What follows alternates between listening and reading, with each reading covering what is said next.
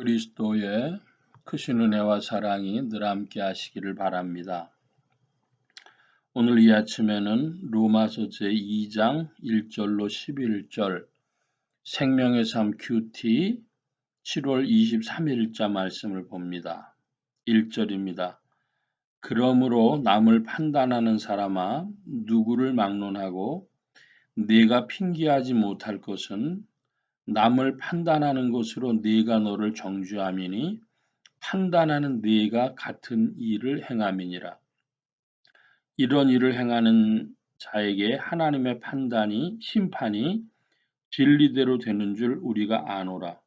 이런 일을 행하는 자를 판단하고도 같은 일을 행하는 사람아, 네가 하나님의 심판을 피할 줄로 생각하느냐? 혹 네가 하나님의 인자하심이 너를 인도하여 회개하게 하심을 알지 못하며 그의 인자하심과 용납하심과 길이 참으심이 풍성함을 멸시하느냐.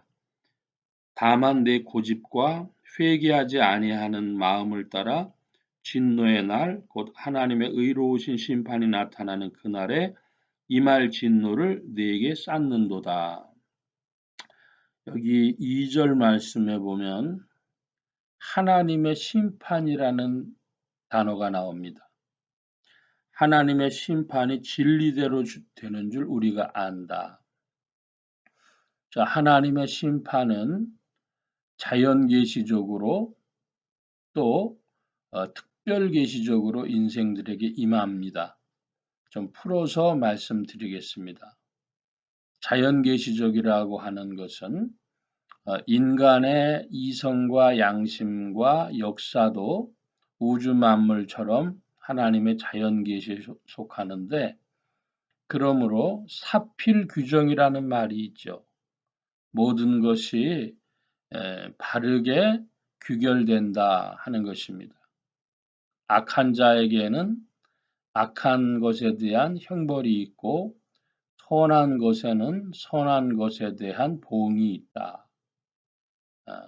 좋은 것이 있다. 자, 이런 것인데 실제적으로 우리가 그것을 보기에는 시간이 많이 걸려요. 예를 들자면 우리나라의 일제시대 독립운동하던 사람들이나 그 가문들은 100년이 넘도록 고통을 당하고 있습니다. 그러면 사람들은 짧게 보면 하나님의 공의가 어디 있느냐 질문하게 될 것입니다. 어떤 일들은 이 세상에서도 죄송합니다. 사필 규정이 되기도 하고 당대 그것을 보지 못해서 손자 때쯤 가서 이루어지는 수도 있고 또 그것도 제대로 되지 하여서 이루어진 것 같지 않는 인생들의 공의가 있는데 그런데 하나님께서는 인생들을 마지막에 심판하십니다. 죄송합니다. 인생들을 심판하시는데 그것을 보고 요한계시록의 말씀에 보면 흰 보좌의 심판, 크고 흰 보좌의 심판, 백보자 대심판 이렇게 말하고 흔히 최후의 심판이라고도 말을 합니다. 다시 한번 말씀드립니다. 크고 흰 보좌의 심판, 백보자 대심판, 최후의 심판 그것이 있어서 인생들이 살다간 옳고 그른 것에 대하여서 하나님께서 마지막에 심판하신다는 것이죠. 이것이 특별계시적인 심판입니다. 자, 이 심판은 진리대로 이루어진다. 하나님의 뜻대로, 하나님의 말씀대로, 하나님의 세우신 기준대로 이루어진다 합니다. 4절, 5절에는 회개의 말씀이 나오는데 이것은 조금 후에 살펴보기로 하고 6절로 가겠습니다. 하나님께서 각 사람에게 그 행한 대로 보응하시되 참고 선을 행하여 영광과 존귀와 썩지 아니함을 구하는 자에게는 영생으로 하시고 오직 당을 지어 진리를 따르지 아니하고 불의를 따르는 자에게는 진노와 분노로 하시리라. 하나님께서 크고 힘보자의 심판, 백보자 대심판, 최후의 심판을 행하실 때에 여기 7절에 보니까 영생으로 하시고 하는 것이 그 증거입니다. 그런데 하나님께서 그 영생과 영벌의 심판을 하실 때 무엇을 기준으로 하느냐 그랬더니 6절에 각 사람의 행한 대로 보응하신다 합니다. 각 사람의 행한 대로 보응하신다. 그러므로 행동을 사람들이 잘 해야 할 것입니다. 하나님의 심판의 기준은 무엇이냐? 행한 대로 보응하시고 영생을 주시기도 하고 진노와 분노로 영벌을 주시기도 하신다. 그러므로 이 지상에서 인간이 예수 그리스도를 믿고 나아갈 때에 영생을 주실 그 길로 행해 나가려고 하면 무엇이 필요할까? 7절 말씀에 참고 선을 행하여 영광과 존귀와 썩지 아니함을 구하는 자. 영광과 존귀와 썩지 아니함은 그리스도 안에 있는 줄로 믿습니다. 이것이 선을 행하는, 사실은 그리스도를 구하는 것이 인생이 선을 행하는 길입니다. 그런데 그 앞에 참고 인내하고 하는 표현이 나옵니다. 인내함으로써 그리스도를 추구하는 것, 그것이 영생을 구하는 길입니다. 영생을 얻는 길입니다. 제가 지금 믿음에 대해서는 말씀드리지 않았습니다. 어떤 신학자 한 분은 이런 표현을 했어요. 우리 기독교 진리의 요체가 무엇입니까? 그랬더니 그리스도는 인내입니다. 그런 표현을 하신 분이 계세요. 한마디로 예수 믿는 것은 참는다는 것입니다. 참는데 어떻게 참느냐? 그 참고 나아가는 방향이 선을 행하는 것이고 그 선을 그리스도를 구하며 추구하며 나아갈 때에 그것이 소망 중에 마지막을 바라보는 영생을 바라보는 소망 중에 나아가는 것이요. 그러므로 잠시 있는 이 일에 괴로워하는 것이 아니라 기쁨으로 즐거움으로 행하여 나아가는 것입니다. 참는다고 할 때에 세상 사람들의 참는 것과는 조금 차이가 있는 것이죠. 그리스도는 인내다. 기억하시기를 바랍니다.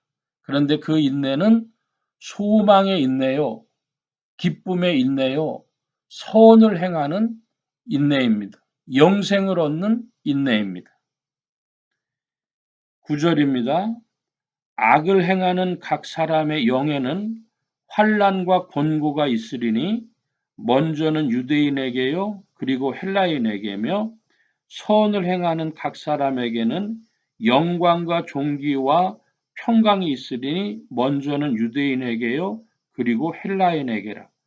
이는 하나님께서 외모로 사람을 취하지 아니하심이라. 하나님께서는 하나님은 사람을 외모로 취하지 아니하신다 합니다. 자, 그 외모가 무엇이냐 그러면 그 사람이 유대인이냐 헬라인이냐 그거 안 보신다 합니다. 자, 그런데 유대인이든 헬라인이든 그 당시 로마서가 쓰여질 당시에 주요한 사람들의 유형이었는데, 분류였는데, 이 서신을 받고 있는 사람들은 누구입니까? 로마 사람들입니다. 그러므로 그가 유대인이든 로마인이든 헬라인이든 하나님은 사람을 가리지 아니하신다는 것이죠. 이 말씀이 미국인들에게 들렸다면 어떻게 들려야 합당합니까? 미국인들에게 들렸다면 이것은 백인이든지 흑인이든지 아시아인이든지 히스패닉이든지 가리지 아니하시는 하나님, 그렇게 들어야 할 것이요. 오늘 한국 사람이 듣는다면 뭐라고 들어야 되겠습니까? 하나님은 경상도 사람이든지 전라도 사람이든지 가리지 아니하신다. 그렇게 들어야 할 것입니다.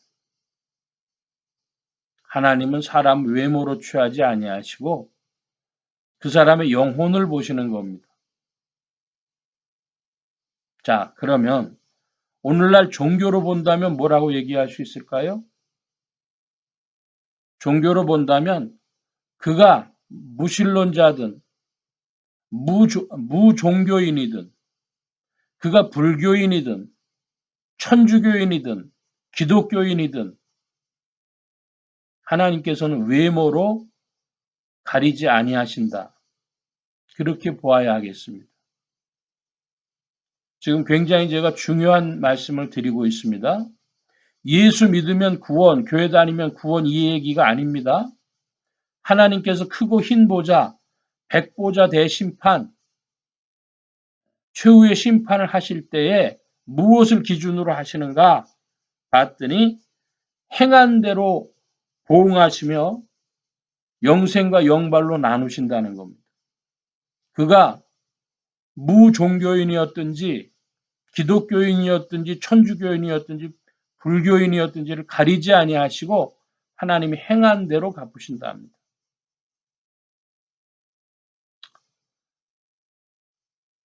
제가 TV를 한번 봤더니 겨울인데 어떤 스님이 먹을 거 도토리 쌀알 이런 걸 가지고 곳곳에 산에 다니시면서 뿌리시는 거예요. 감자 이런 거. 왜 그러시냐 그랬더니 이 겨울이라 이 날짐승들이 먹을 게 없지 않을까. 그래서 이렇게 뿌려놓는다고 그러시더라고요. 짐승까지 생각하는 그런 마음 있는 분이니까 남 해하려고는 안 하겠죠. 자, 그 행한 것에 대해서 하나님이 좋은 평가를 하실 텐데 영혼 깊은 곳에 들어가면 또 다른 이야기가 있습니다. 자, 이제 다시 본문으로 돌아가서 4절입니다. 내가 하나님의 인자하심이 너를 인도하여 회개하게 하심을 알지 못하며 그의 인자하심과 용납하심과 길이 참으심의 풍성함을 멸시하느냐. 다만 네 고집과 회개하지 아니하는 마음을 따라 진노의 날 곧 하나님의 의로우신 심판이 나타나는 그날에 임할 진노를 네게 쌓는도다. 그러므로 인생은 그리스도 안에서 무엇해야 하는가? 그리스도의 성령을 따라 무엇해야 하는가 하면 그 평생이 회개하는 일입니다. 평생이 회개하는데 첫째로 윤리적인 문제의 회개도 있습니다.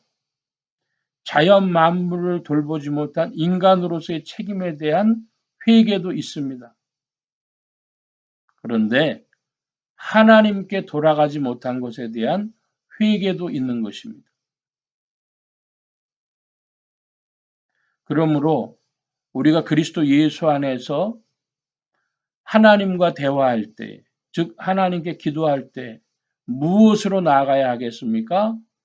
첫째로 감사합니다. 나와 같은 죄인을 이렇게 존재케 하시고 사랑하여 주신 것 감사요. 둘째로는 하나님 앞에 내가 하나님 모르고 교만했던 일, 독립적으로 하나님 의지하지 아니하고 독자적으로 행했던 일, 그 모든 일들이 회개의 제목입니다. 윤리적인 회개 또한 책무적 회개뿐 아니라 심령상에 있어서 하나님 인정하지 아니하고 독단적으로 행했던 모든 일들, 하나님 없었던 모든 일이 회개의 제목이요. 하나님 알고 나서도 예수님 믿고 나서도 욕망을 이기지 못했던 것들이 회개의 제목입니다. 그러면 우리가 이 부족한 일이 언제 끝날까?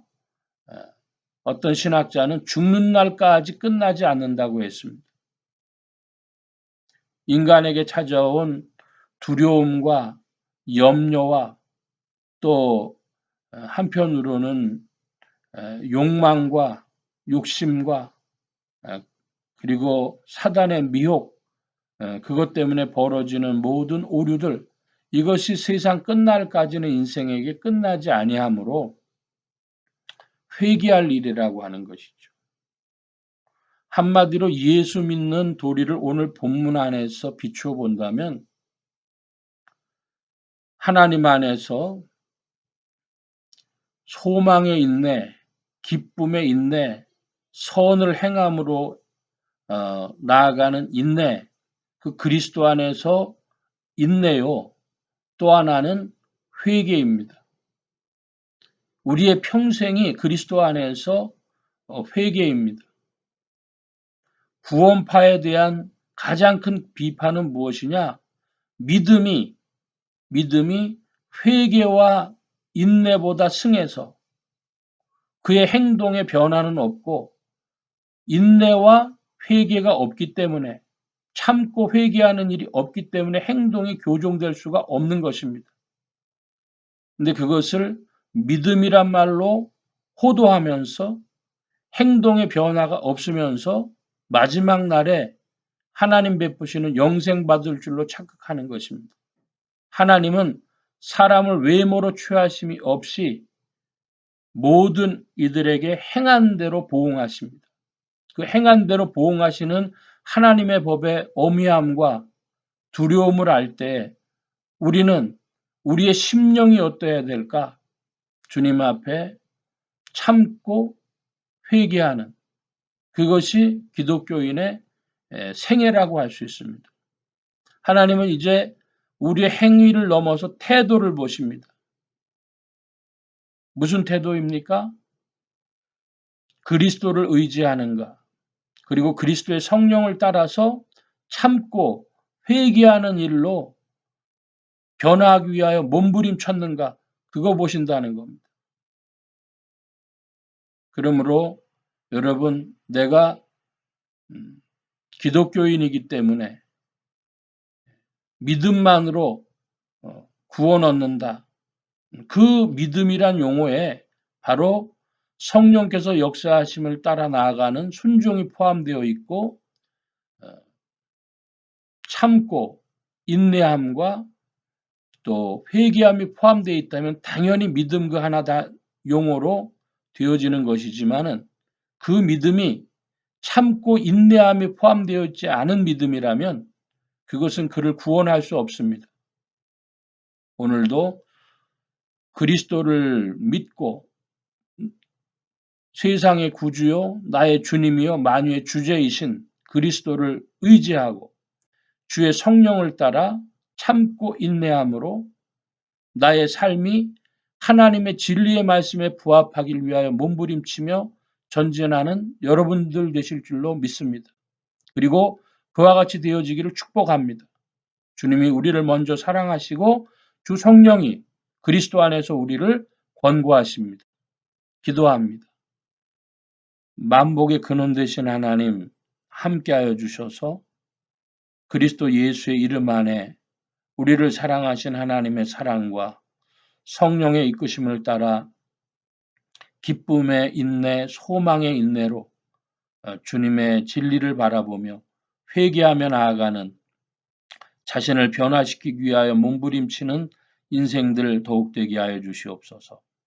함께 하여 주셔서 오늘도 지도하시고 인도하시는 줄 믿사오니 성령님을 따라 그리스도를 섬기며 따르며 순종하는 이들이 더욱 되게 하여 주옵시고, 온 교회와 성도들과 주의 종들이 함께 하신과 같이 예수 소망 교회와 온 성도들과 부족한 종에도 함께 하시며 복음 전파 영혼 구원하는 일에 주 안에 쓰임 받으며 전진하게 하여 주옵소서.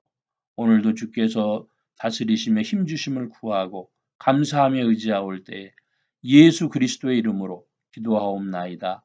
아멘. 하늘에 계신 우리 아버지여, 이름이 거룩히 여김을 받으시오며 나라의 마옵시며 뜻이 하늘에서 이루어진 것 같이 땅에서도 이루어지이다. 오늘날 우리에게 일용할 양식을 주옵시고 우리가 우리에게 죄 지은 자를 사하여 준 것 같이 우리 죄를 사하여 주옵시고 우리를 시험에 들게 하지 마옵시고 다만 악에서 구하옵소서. 대개 나라와 권세와 영광이 아버지께 영원히 있사옵나이다. 아멘.